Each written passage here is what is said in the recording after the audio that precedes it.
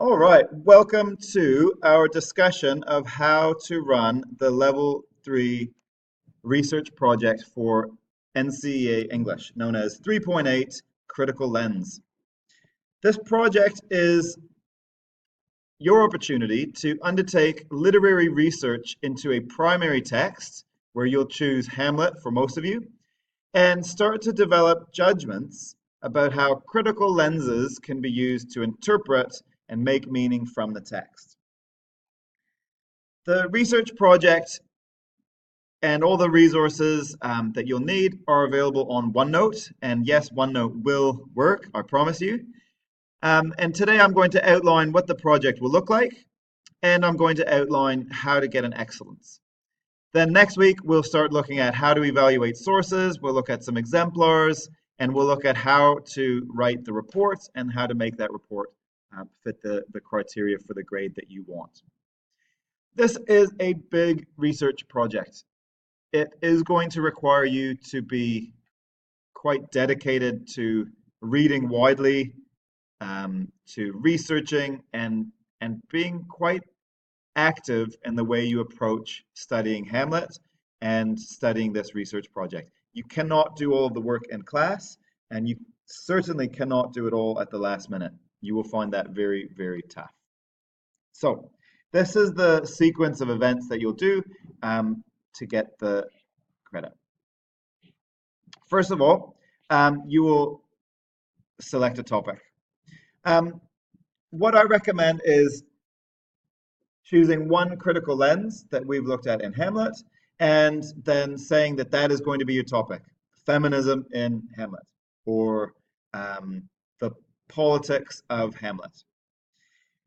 From that, you are going to devise a hypothesis. Now, a hypothesis is kind of like it's kind of like a prediction of what you think you're going to find. It doesn't need to be accurate or correct. And in fact, sometimes it's better to have a hypothesis that's overly simple, so that as you do your research, you can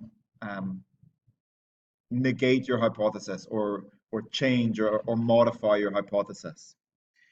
From your hypothesis, you're going to develop some research questions.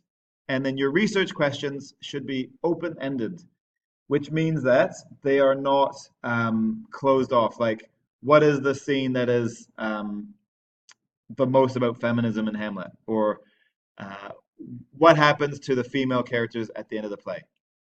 Instead, you're better to ask open-ended research questions, such as what are the attitudes towards female characters from the other characters in the play? Or to what extent do the female characters in the play reflect the attitudes towards women during Shakespeare's time? Or another open-ended question, how would a modern audience view the female characters in Hamlet? Once you've devised your research questions, you're ready to start searching for articles. Now, the articles you find for Hamlet should be aimed at university level students. They should not be articles on things like lit charts or how to study Shakespeare or essay help or anything like that. They should be articles that are aimed at really showing someone's understanding of the text rather than just helping students write their essays.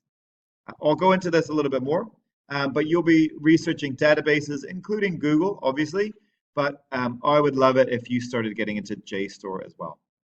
From there, you'll do some wide reading and you'll find 4 to 5 articles. You'll choose 2 to 4 articles that you'll read very carefully. I do not recommend that you just choose the first 2 articles that you find. You'll need to be quite dedicated to searching and researching and selecting the most suitable articles, because from my experience, the best indication of getting a merit or excellence on this research project is from having suitable articles that you're researching. From that, you'll take notes on your sources, you'll evaluate them, and you'll write a final report that I'll give feedback on. That won't be due until next term. After that, you'll complete a reference section, and then finally you'll hand in a final submission. That final submission will be due next term sometime, and all the dates will be posted on the OLE, and I'll let you know in class. These are just to finish with. I know I'm getting past 5 minutes, and you're probably getting sick of watching this video, but this is making up for you being at the beach for your geography trip. But I just wanted to zoom in on some possible topics that you could use. Obviously, you're open to choosing topics. Anything is open. Just pass it by me as your teacher. But these are some options. You might look at the politics in Hamlet. You might look at how Greek tragedy is portrayed in Hamlet.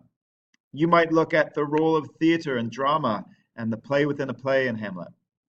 You could look at attitudes towards women in Hamlet or attitudes towards revenge. You could look at mental health. You could look at other Renaissance figures like Machiavelli, people who may have had other insight into Hamlet. You could look at psychology. You could look at snakes. There's an unlimited supply of topics that you can look at, and I'd really encourage you to pick something you're interested in. Once you've chosen a topic, you develop a hypothesis, and I'm deliberately not giving you any hypotheses from Hamlet because I want you to come up with your own. These are some examples from Othello. Hypothesis about a topic around jealousy in Othello. Othello is driven by jealousy as a psychological problem. There's your hypothesis. From there, you develop 3 research questions. How does jealousy affect characters in the play? What is the author's opinion of jealousy? And finally, moving to the modern world, and this is what I recommend you do for your judgments in your research, to what extent does jealousy in the play reflect jealousy in the modern world?